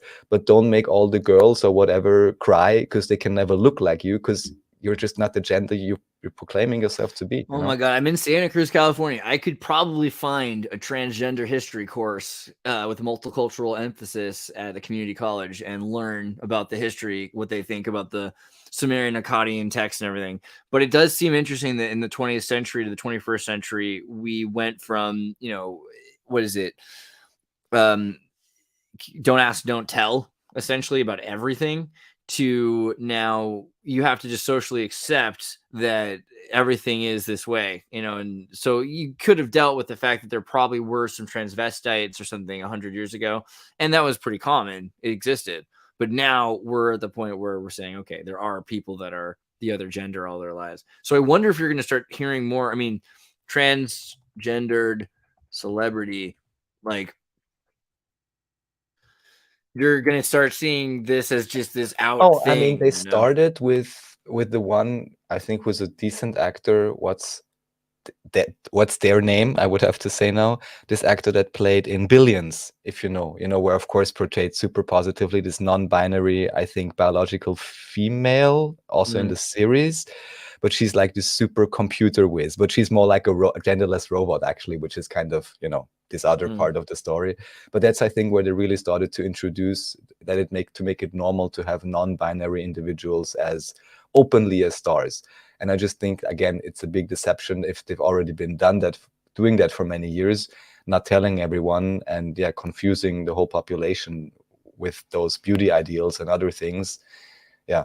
Just like, It might help naturalize it and people, because I remember a few years ago someone pointed out, they were like, Fine Young Cannibals is the greatest Afro punk band of the 80s. I was like, wait, what? Because I think of Fine Young Cannibals as an 80s band, and I remember in the 80s race wasn't that big of a deal, you know what I mean? Not the way it is today. It's hard to explain. I mean, so to find out later, you're like, oh, this guy, yeah, I guess technically that would mean that all of his music, because he's partially African American, that means everything about the music is now Afropunk. No, I mean, it's just, we are reapplying labels later, that's the thing. So these celebrities, we're going to look back and say, oh, well, they were transgendered stars. We'll be able to say, hey, look at all of these characters. God, I don't know, but I also think it's kind of weird that transgenderism isn't about being yourself. It's about getting injection surgeries, social, corporate. It's about getting particularly funded, even paid by the state, which means paid by everybody else, things. Then, of course, and I'm gonna tread lightly here, but introduce it much too early before it should even be a topic, and encourage people to make life-altering changes that cannot easily be reversed, and which is public by now. You simply have too many people regretting it. And what is also public by now is you have too many studies showing that these people, well, they need love and attention and to be able to properly unfold themselves, and they don't need a surgery, Yeah. And out of those, if you would go, because there also, I know people, even one quite popular individual in Austria, and I would now say she is transitioned, but she also managed to legally put it through, because there was a ruling in Germany and she made it apply to Austria, that you could redefine yourself, but you would not need to make an operation, Absolutely. where I'm like, okay. And with some people, I want to say buy it, or I'll however role play with them. It doesn't matter how you want to look at it. I can accept that totally if the people are integrated and they're not looking to force it on anybody. And actually, she's one of those, and she's like saying it's completely the wrong way to go about it. So. And so also weirdly, you think about the Noahide and the world order and the Talmudic law and everything, right? And it says in Deuteronomy 23, I mean, not that I'm like saying, oh, when you should listen to it, but it's just really weird that the Bible would have gone as far as to have this verse 23. No one who has been emasculated by crushing or cutting his testicles may enter the assembly of the Lord. That's the New International Version. Let's find you like King James and stuff. We'll go further, but let's see. Where's just go to down back here. King James Version. Or hath his privy member cut off. See, he goes even further. Yeah, shall not enter the congregation of the Lord. So wounded in the stones, like they've tried to like kind of make it hidden, but if you get the Amplified Bible or any of the the original versions that show you, do you have amp here somewhere?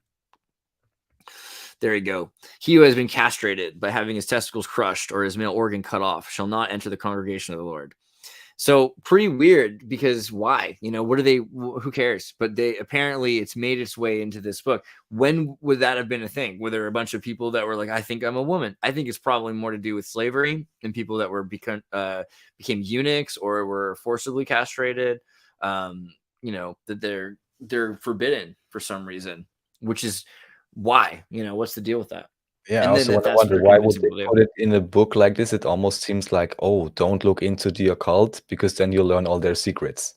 And here, like, oh, you are not allowed to do this, so we can maybe use this group in secret. I don't know, yeah, or we can use it outside the public consciousness and in a deceptive way. Maybe I don't know, because also for me, I'm like, why would you want to put any type of star? Maybe I don't know if there's any which are official yet, where in retrospect you would say, oh, the superstar was actually a man or a woman. Like, why wouldn't you do that publicly? Like, why was this why was this introduced? Just like you said, what's the point of the prohibition against that in this way? So I don't know. It does seem like the more we're pushed towards these ideas to make yourself more yourself, it's just becoming less and less yourself. That's the ideal, is it's trying to trick you into thinking you aren't yourself. You're all the things that you can become if you get rid of yourself. And that's everybody. Everyone wants to do that. I mean, the Bible is, especially in Deuteronomy, it's trying to tell you this is when people are under major control. They've left Egypt. They're living wild in the desert, etc. It's pretty cutthroat and crazy.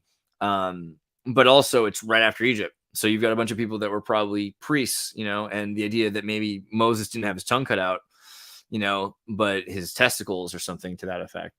I mean, a Sarsif, and some of the stories of the other priests, like that, it would be a eunuch class of priests.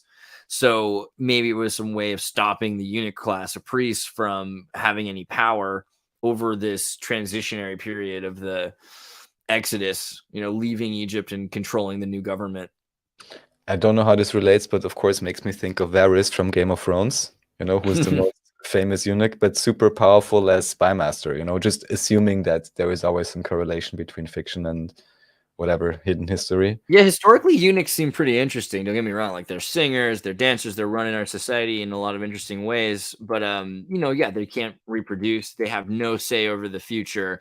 The priest class kind of tried to take over the idea of the eunuch by turning men into celibate monks, right? Which wasn't originally there must part be of the some church. connection here to that part as well. Yeah. Totally. You force it, you conquer some people, you take their best kids, they're allowed to help you transition the government and live well, but they're not allowed to breed. They can't be in charge of the next generation. And I'm just thinking, what could make this particular class especially dangerous, or what would be the advantage? Oh, look at the nice patterns in the background, but Game of Thrones is full of it. Something, what could be the advantage of it, or why could they become potentially dangerous? Well, if you're a eunuch and you can't breed, then you might place some them kid to steal their children or something. Yeah, you put someone with your birthday in charge when you die, and that's like the foundling kind of thing. I think you had a foundling thing the orphans thing you were going to show also. That was the one about the Swabian children. Yeah. Oh, already. That is okay. Yeah. So I think the idea of you can take orphans and you can raise them to be, majorly integral to the running of the society, but they don't have any control over an expendable manager class. Yeah. And they will not want to take hold in the system because they can't. Right. Not multi-generationally. Yeah. But they can have, and they will want to have, the things that are made available by the state, like these, like the goods. They wear nice clothes, and things like that. So it also kind of perpetuates the value, the sexless values of the state, right? Which are trying to get people to work to buy. But they can't focus on anything else than what they're told to focus on. I don't know. That seems also kind of perseverant, like we have today, and this is something that's valuable to the elite class. Are so many kids aren't breeding for whatever reasons. They've got them to focus on their art or whatever, and so it's kind of a eunuch class in and of itself. It's chemically castrated or something and hormonally unbalanced, and this is kind of not gone away. You mean we're headed towards like general sterilization? Yeah, I mean, in terms of the statistics, yes. God. Oh, and also, of course, this would be another point, because I was thinking, like, what is the thing with the, if you're castrated, you can't enter the lordship or whatever. Whether this was however this was meant or what the controller faction intended. The only one thing I could think of is certainly it would change your internal energy dynamics in your body, because you don't have this production, and maybe also you wouldn't have certain proclivities in terms of, let's call it anger or force or whatever, which may also be something, of course, you rather want to weed out, because if you have no masculine energy within the populace, like we discussed also last time with the wars and the culling, then you can reduce that amount of energy from the whole system, and it's easier to manage, because there will only be one big daddy, and then according to David, it's the Papa, the Pope, and everyone else. Yeah. Nice. I mean, that is, again, like liberation theology. I think we're really close to that point. People are going to be living more and more in a communal environment where they're working for the state. If you can have room and board at your corporation, right, it becomes a monastery.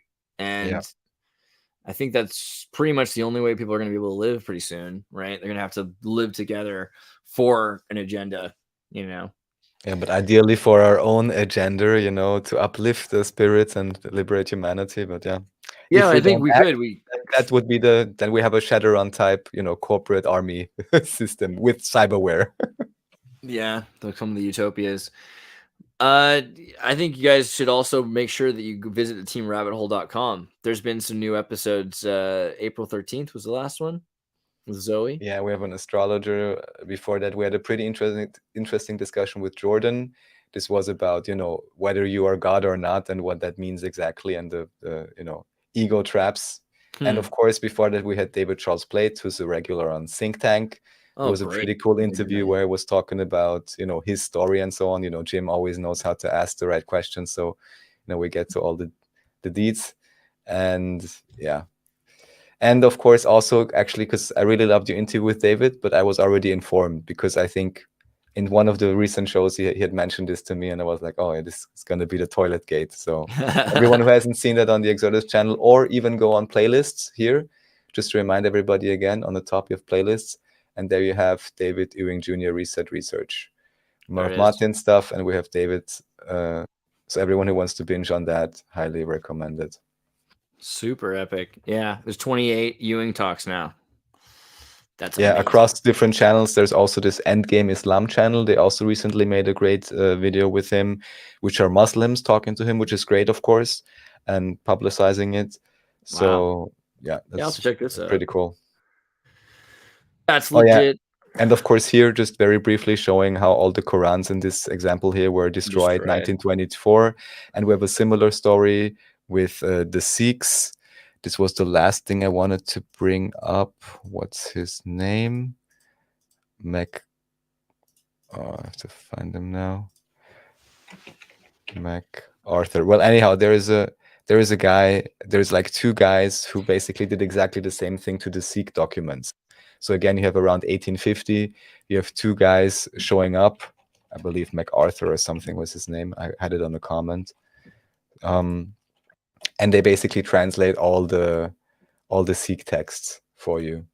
Again, the same story as always. So, but it's not. I'm sorry, I don't have the link right now. I had it open and closed.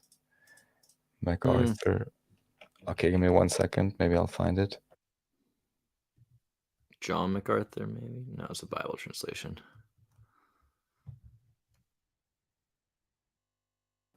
Oh yeah, got him. Okay.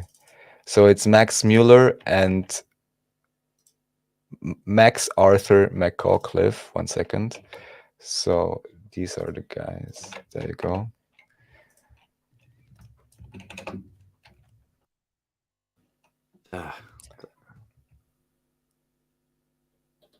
This guy here? Yes. Partial translation of Sikh scripture, Guru Granth Sahib, and history into English.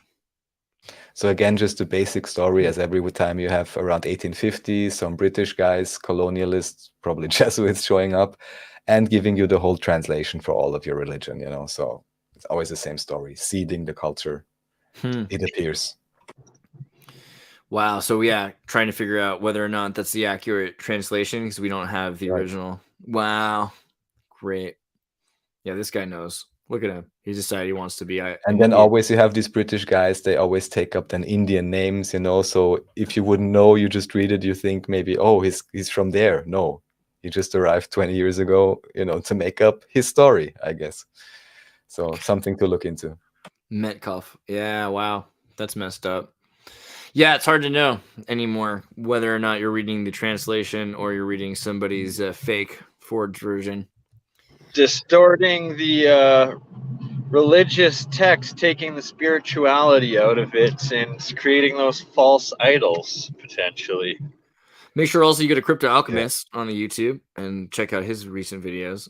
You got Energy Earth Tech live with Autodidactic, which was 17 hours ago. I missed it because I passed out. I'm gonna have to watch it. Yeah, it was actually a really good one, but luckily I got those guys scheduled again for next week. So we'll get it meet done. them on, and they're making epic orgonites, like pyramids, but with coils in them. They're making the PoE coils, the rodent coils, all of that stuff, and they're going to be part of our agricultural series, testing and growing plants with these different charged waters, with then controlled seeds of regular watered plants as well, of course. Did you get the messages that Foz sent you, Anderson Foz, on the Messenger? Yeah, I missed him during the stream, but I've invited him on for next week's episode. Yeah, we should 100%. do a thing because he's got some good stuff to talk about. Legit. Yeah, it's amazing. Is there anything else you want to make sure that we cover, Raph, before I start the... Thanks. I think we're good for today. Thank you so much, Andreas. Thank you, Bernie. Raph is an amazing, amazing individual. Go subscribe to his channel. It's live right now as well. Yeah, right. All right. Well, Auf Wiedersehen. We'll see you guys next time. Before you hit the ending, before you hit it, are you still on for Woo Wednesday? And you got Ping Trip today? Do you got a plan? Should I invite Tartarian? I'll hit you up. I'll hit you up in in a second. I'm gonna ask Ping Trip what his plan is, if he's gonna make it. Fair enough, brother. Let me know, and I can invite Shem, see if he can make it. Whatnot. Cool. Much love. Thank you so much for letting me hijack stream your epic podcast. Hope I didn't derail. You were Max Headroom. You know, you're just Max We're Headroom. all over the place today. It's fine. Thank you. Yeah. Thanks for All right. joining. Thanks We'll everyone talk for to you. listening. Talk to you guys soon. Hey, Wind Spirit. Peace.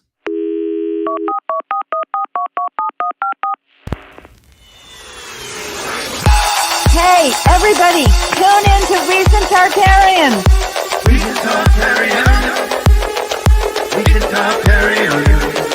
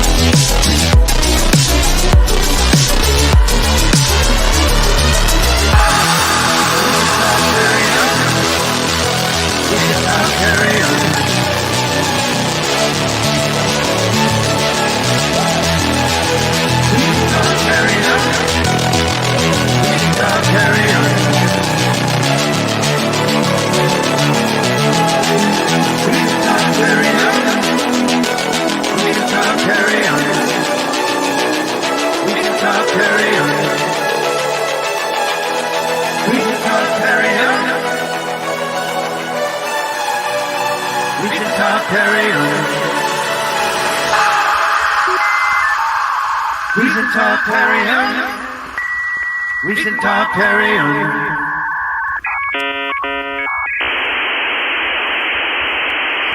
Hey, everybody, tune in to Recent Tartarians. Recent Tartarians. Recent Tartarians.